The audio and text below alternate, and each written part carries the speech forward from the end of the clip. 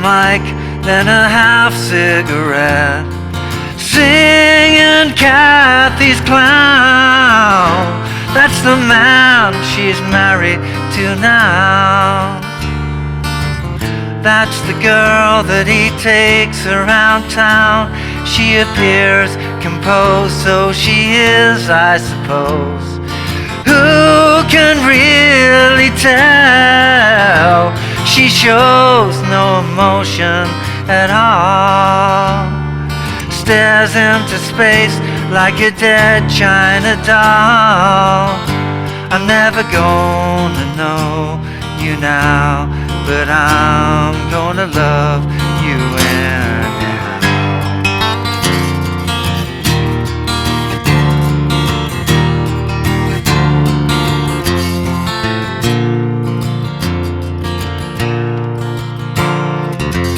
Now she's done and they're calling someone, such a familiar name. I'm so glad that my memory's remote. I'm doing just fine, hour to hour, note to note. Here it is, the revenge to the tune. You're no good, you're no good, you're no good, you're no good. Can't you tell that it's well understood? I'm never gonna know you now, but I'm gonna love you anyhow.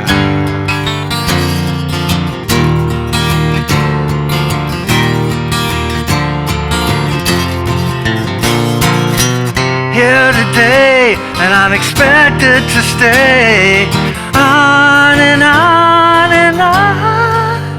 I'm tired, I'm tired, looking out on the substitute scene, still going strong. XO, Mom, it's okay, it's alright, nothing's wrong. Tell Mr. Man with impossible plans to leave me alone, in the place where I make no mistakes, in the place where I have what it takes. I'm never gonna know you now, but I'm gonna love you anyhow. I'm never gonna know you now, but I'm gonna love you anyhow.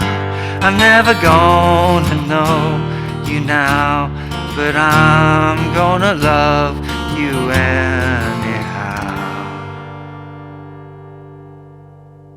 Hey, how you doing? Justin here. Today we are checking out Waltz 2 by Elliott Smith. What an incredible song. Really resonates with me in a way that's not immediately obvious to myself from reading the lyric, and I suspect I'm not alone because it's one of his most popular songs. It's not one of his easiest songs either. It's not between the bars. It's not Angeli's either. So it's not like incredibly difficult, but there's plenty going on. I'm going to try and show you an amalgamation of the way he played it live and the way it is on the original recording. The original recording's got a very strong kind of strummy part with an electric guitar plate pulling out the electric guitar part pulling out the melody notes as well. When he played it live, he kind of seemed to bring it down a little bit and play the melody within part of the strumming parts. I'm going to attempt to show you how to do that, but there's a limit to the detail I can go into before it just becomes massively confusing. So I'll take you through the chords, look at the bass notes, general strumming, and a little bit about how to pull out some of those individual little melody parts and how that works with the strumming. If you've done my lessons before on picking individual notes out on strumming, that's what's going on. The hand kind of keeps moving and you just try to target strings while you're strumming. It's not super easy, but again, a great skill to develop because you'll use it. You'll use it in loads of different songs.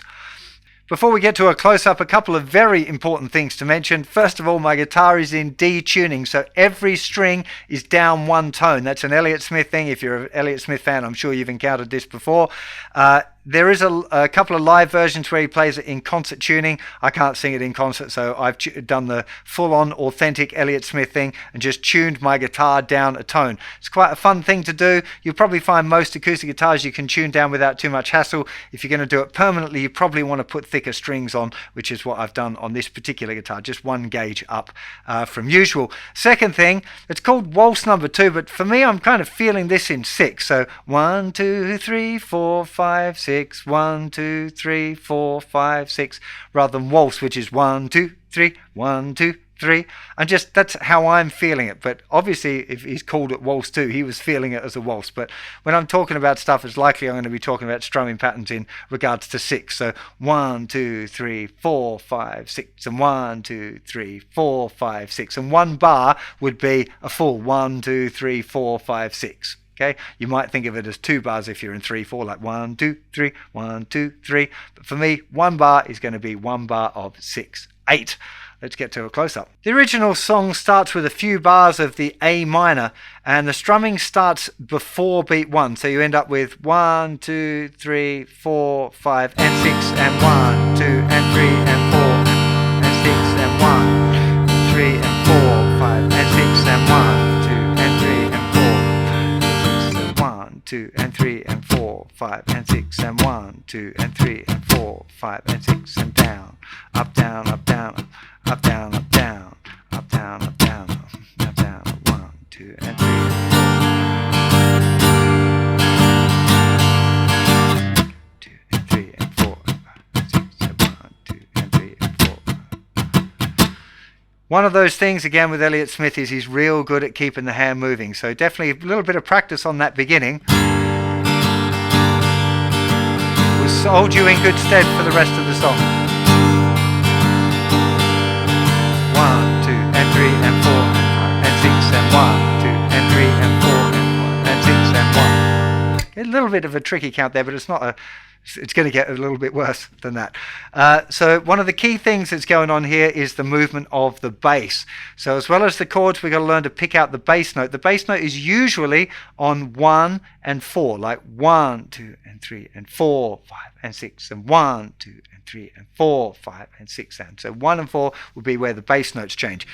I'm going to show you a couple of ways of doing this kind of melody integration part. Often live on his own, he does this a very small kind of integration of the parts, smaller chord grips, which then expands really nicely. But other times live, he seems to just stick with the big one first of all. So there's this small one, this.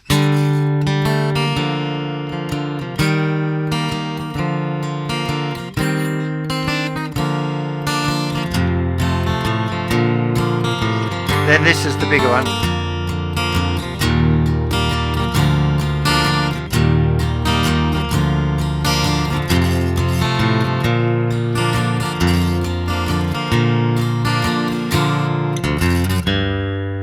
So I tend to prefer playing the smaller one into the bigger one as an intro. I think it works real nice. Generally, during the song, I stick with playing that bigger one. Live, again, Elliott would sometimes use the small one, sometimes the big one, depends on which version you see. The general idea, let's just talk about what's happening first of all on the big one, because it's a bit easier to understand. We're going from an A minor. If you want to target the melodies, be up, down, up. Up, down, up. Now we've got an A minor with a G bass. Okay, so just move that third finger to an F. Now with the F chord, Elliott seems to quite often just play a regular bar chord F. I find that a lot more cumbersome than doing a thumb over F, but it's up to you whether you want to do regular bar chord F or thumb over F if you're able. It doesn't really make any difference, but you'll always see me doing the thumb over one. But no, Elliott did it different. So F. Then the next chord is a C with an E bass. So Elliott tends to play the full C with the E bass. I just out of habit tend not to play that low C. So I just lift off that finger and the tip of my second finger mutes the 5th string. That's how I tend to play it. But Elliott again will be doing this probably because he's gone from F to C with an E bass. G, always like this, to C. And then there's that little passing bass note. So A minor with a G bass, F, C with an E bass, F, C with an E bass, G, B bass to C, B bass again.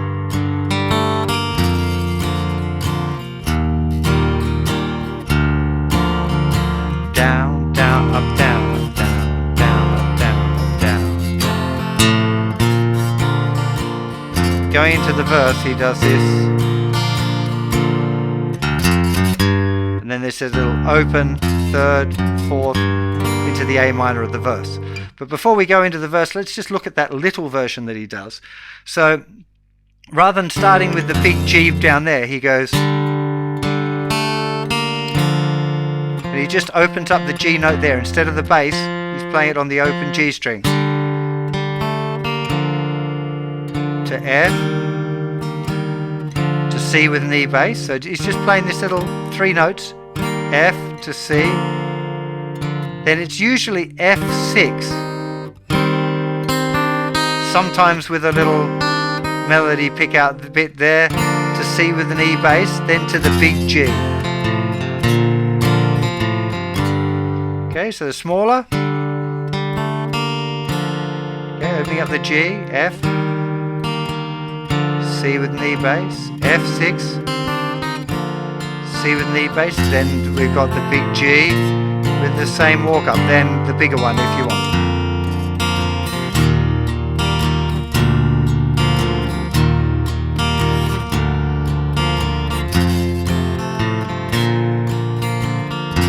Going into the verse, it's got C, C with the G bass, C, and that little walk up there. Now Elliott's full of these beautiful, genius little guitar moves that are definitely worth exploring and nicking for other tunes. You know, that again, the C, if you go into an A minor, having that, so tasty. So now let's get into the verse. So verse is A minor with an E bass. So we've just got A. When we go to the E, lift your second finger up just a little bit to mute the A string, so you get a nice clear movement. Because if you leave it open, those 2 notes ring together, it's less pleasing. A minor, E bass, C with a G bass, F, D with an F sharp bass, with a thumb. Sometimes Elliott would do it that way. And yeah, so I often end up playing D7, which is, I don't think it is a D7 over F sharp, but seems to work nicely under my fingers. So you probably want to stick with a regular D, or D7 if you like, to a G. Then with a B bass, a G, B bass to D minor with an A bass. So D, A bass, A minor with an E bass, B half diminished with an F. Now this is an interesting one. He either stays with the B bass twice, so B, B to E. Sometimes he does B, F, E.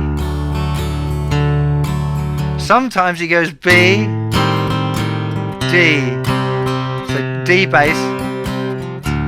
But that might just be the bass player that's adding that D bass note in, but works nice.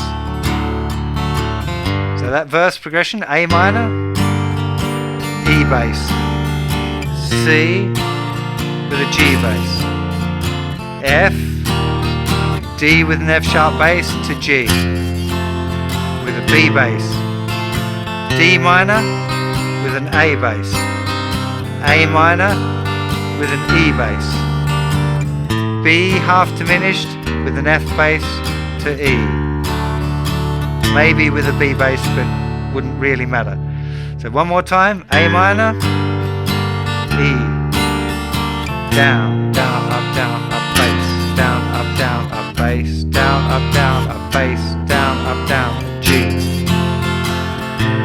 Nothing too complicated happening with the strumming here.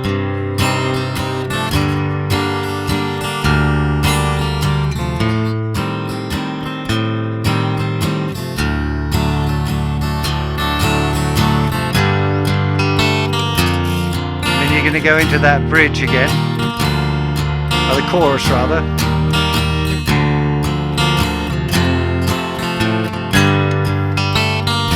And then back, so the chorus and the instrumental section are the same chord progression, just differs what you do at the end. So at the end of the instrumental section, so you play it through, it's the chorus, you play it through again, it's the instrumental section, you've got the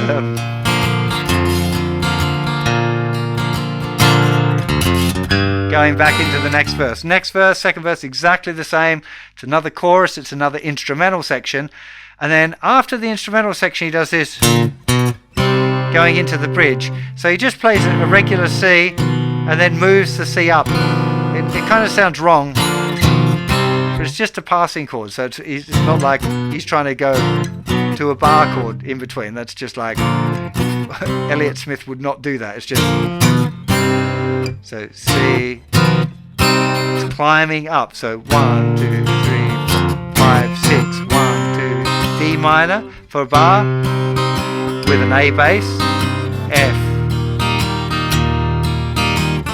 C with a B bass to A minor, I'm D minor, I'm F. It's a nice little hold. And then sometimes there's a little pickup. Again, it depends on how much you're relying on the original recording versus how much you're going for the way he plays it live. I like a combination of the both. If you're doing a cover of the song, you don't have to do strictly one or the other. It's completely up to you to pick and choose the bits that you like and the sounds that you like for the song. So particularly that section is a little bit weird. It's got really high vocals, so you don't want to do anything too complicated on guitar, or I don't, because I'm trying to stretch up to get that note and make sure it's not too flailingly out of tune and going to upset anyone that's listening. So yeah, it's got that little hold, and then it's back into the verse, another verse. Or a substitute scene. F to D with F sharp bass to G, XO, Mom. Such a tough bit of the song. Like one, copying his phrasing is really difficult. I find it next to impossible. Second, knowing the kind of character he was, the fact that he's saying okay and I love you mum, and then it's okay or it's all right, nothing's wrong. Probably there was something wrong in that time of his life. But anyway, it's the same again. Tell Mr. Man with impossible plans. But again, the phrasing of that, if you're singing it, just to watch out. Tell Mr. Man with impossible. There's a little gap there. I always struggle to leave that bit out. And at the end, right at the end where he's repeating that refrain over and over again, it's a little bit of a jump there to go from the I'm gonna know you now, but I'm gonna love you, and yeah, I'm never gonna know you now. Kind of jumps into that next section, which is a little bit awkward. It's 3 times round, and then we're through the song. So as you see, like, most of the complicated part, so the arrangement is fairly complicated. There's quite a lot of bits. Would definitely recommend you writing one out. Like I have. There's my sheet. Like that's what it looks like when I'm writing it out. It's a little bit scrappy. You'll get a lot nicer version if you head on over to justinguitar.com/tabs. You'll get a much neater arrangement, a little bit more of the detail there as best we can tabbing. Because like I said, tabbing these things, it gives a kind of a false sense often, I feel like. The really important thing is keeping the hand moving. That's like the key thing with Elliott Smith stuff is the way that the strumming is happening. If you're an Elliott Smith fan, you probably know this already. I talk about it all the time when I'm doing his toots. Good on you for staying this far, by the way, because hardly Elliott's lessons are a labour of love for me, because not that many people watch them compared to doing John Mayer or Taylor Swift or something like that. And then they take a lot more work, but not that many people dig it. So, you're a friend of mine if you're through this far. I'm a massive Elliott Smith fan. I love his music, and I will keep doing his lessons on his songs, even though they're not as popular as doing other stuff. But yeah, the key thing here is this: the strumming hand. Getting that. If you got.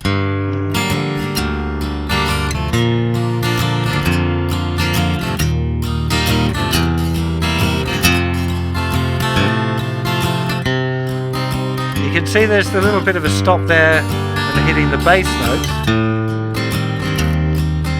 but it still feels like a down strum.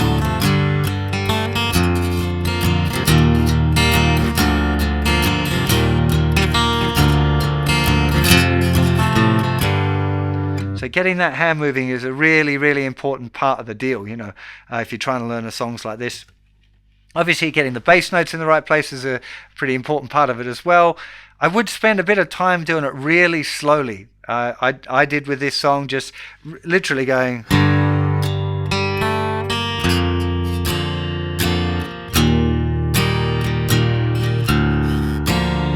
thinking about the fingering choices, because I'd seen... I'm a bit of a researchaholic when it comes to Elliott Smith stuff, so if I decide I'm going to do one of the songs, I go about watching as many videos of him playing it as I can, and I have those debates, as you should probably have for yourself as well. Am I going to do the big bar chord F? Am I going to do the one with the thumb over?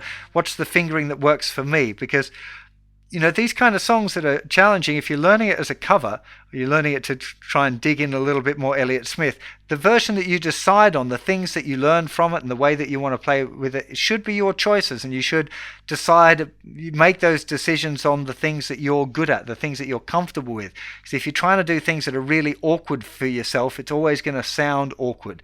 So trying to find, that's not to say you shouldn't practice things that are hard. Right?